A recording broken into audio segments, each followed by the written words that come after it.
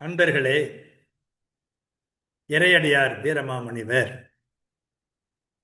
வளனாருடைய இளமை பருவம் எப்படி இருந்தது என்பதை பற்றி தேம்பாவணியிலே கூறுகிற அற்புதமான செய்திகள் உண்டு.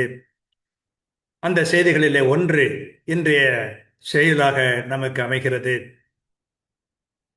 இளமை பருவத்திலே வளனார் எத்தகைய நோக்கத்தோடு வாழ்ந்தார், எதை பின்பற்றி வாழ்ந்தார் என்று மிக அருமையாக சொல்லுகிறார். பாலமாட்சி படலம் அதிலே 48வது செயலாக இது அமைகிறது.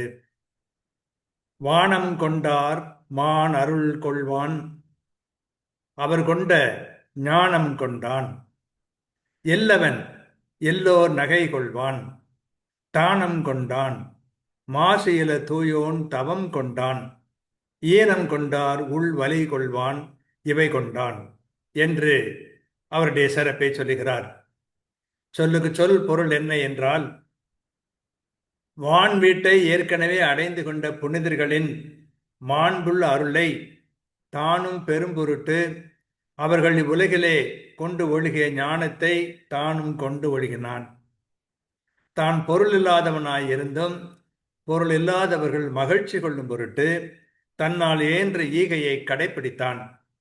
மாசற்று தூயோனாக இருந்தும் தவத்தை மேற்கொண்டான்.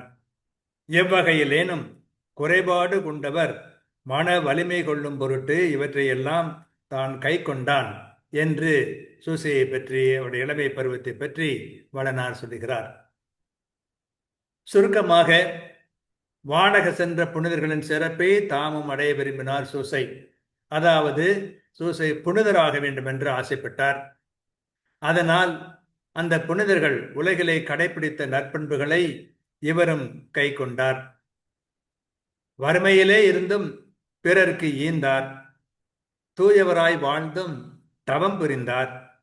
வலிமை குன்றியோர் ஊக்கம் பெறும் பொருட்டு இவ்வாறு சூசை வாழ்ந்தார் என்று அவரை பற்றி சிறப்பாக வீரமாமுனிவர் சொல்லுகிறார்.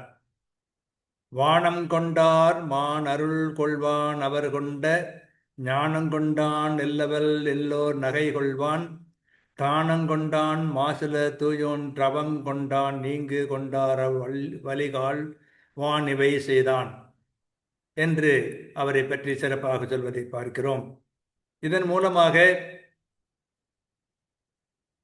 புனிதர்களாக வேண்டுமென்றால் புனிதர்கள் வாழ்ந்த நெறியை பின்பற்ற வேண்டும் என்று மிக எளிமையாக அருமையாக வீரமாமுனிவர் சொல்வதை பார்க்கிறோம். வாழ்க.